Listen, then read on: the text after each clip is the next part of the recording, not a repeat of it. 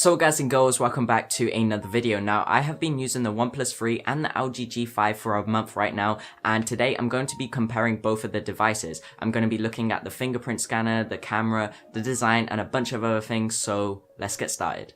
Starting off from the build quality, both phones are actually made out of metal, but it doesn't mean that they actually feel like metal. The G5 feels a little bit like plastic, but when I actually did some further research, I found it's something to do with the way they coated the phone. As for the OnePlus 3, it feels heavier than the G5 and the rounded edges make it fit comfortably in the hand when using it. At the bottom of the OnePlus 3, we have a 3.5mm jack, the USB-C port, and also the speaker. The G5 also has a USB-C port, a speaker, and a microphone at the bottom. Now at the top it has its 3.5mm jack and some additional microphones. Now on the side of the OnePlus 3, it has an alert slider, so pretty much what you do is you slide it up or down and it will tell you whether the phone is now silent, on priority notifications, or on all notifications, which is really convenient as you can switch between all three of them really easily. Moving on, let's talk about specs. The G5 has a 5.3-inch display with a resolution of 1440p. It has a Snapdragon 820, an Adreno 530 GPU, and also a 16-megapixel camera. The OnePlus 3 has a 5.5-inch display, a Snapdragon 820, and an Adreno 530 alongside with a 16-megapixel camera. So on paper, both of these phones are actually very similar, but let's see how they both compare to each other. Now in terms of the better display, I would give it to the LG G5. It is significantly brighter, and when playing back a 4K video, the video on the G5 looks much sharper than the OnePlus 3. The colors are more vibrant and it just pops more. The OnePlus 3 doesn't necessarily have a bad display because the display on this is actually really good for a 1080p screen. It's just the G5, I just have to give it to it because it's just a little bit more sharper. So let's talk about customization. Something that is unique to the LG G5 is this, it's modularity. I can pretty much take out the battery and swap it in with something else like a camera module or a different audio module, and I can't see myself actually using this, but I know a lot of people which would actually take advantage of this and use it to its full potential. This is where people actually want to see technology go, and I think this is the future of technology, but at the moment I just don't think many people are going to be swapping out modules and buying camera accessories and stuff like that. But on the other hand, it is a really good feature and I rate LG for doing something unique. Although the OnePlus 3 has nothing like this, there are actually some really awesome things you can do with the phone. For example, you are able to choose whether you want on-screen buttons or hardware buttons, something you actually cannot do on the G5.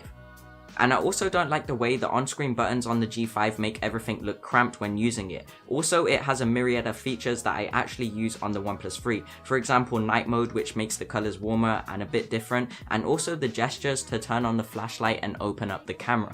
They are both really convenient. Pretty much all I do is draw a circle on the phone and it opens up the camera like that. And then also, I can draw a V on the screen and there we go, there's a flashlight, and then boom, done. Really awesome.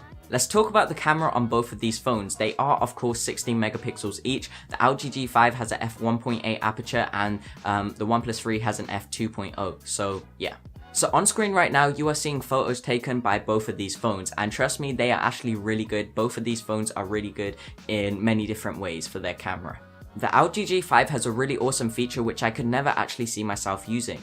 It has a wide angle feature where you can switch between a standard mode and a wide angle lens, and pretty much what it does is it gives you a wider field of view and it's really convenient. Pretty much when you need to basically fit a lot of stuff in the shot, what you can do is you can switch the mode and it will give you a wider field of view, something that you cannot do on the OnePlus 3. Now both of these phones I believe record in 4K, and the photos on the OnePlus 3 just seem a little bit more vibrant and they pop more. The colors on the LG G5 just seem a little bit washed out. For example, the photo that I took with my setup, it didn't seem, the colors on the G5 seemed a bit too washed out on the top monitor. LG G5 costs around £400 to £500, whereas the OnePlus 3 costs around £310–300, and because of Brexit I think it's a bit more now, but other than that I think the OnePlus 3 is a solid winner between the G5 and the OnePlus 3. Now the main reason is one, because of the price, the cameras were much better, and two, I just find it much smoother, and Oxygen OS is so much better than LG's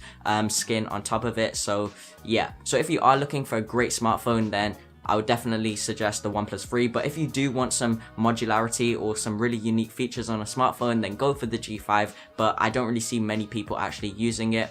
at this moment in time. So that's pretty much it. Anyway guys, that was it. That was my comparison between both of these phones. If you did happen to enjoy the video, make sure to leave a massive thumbs up, and why not subscribe to the channel if you haven't already, as I make content every single week and I am now uploading twice a week, so stay tuned for that. Also comment down below #elephant if you did watch this far into the video, and add me on Snapchat right here, and that's pretty much it. Anyway guys, I'm Hamza from Super Extreme Video, and I'll talk to you in the next one. Later lads, bye.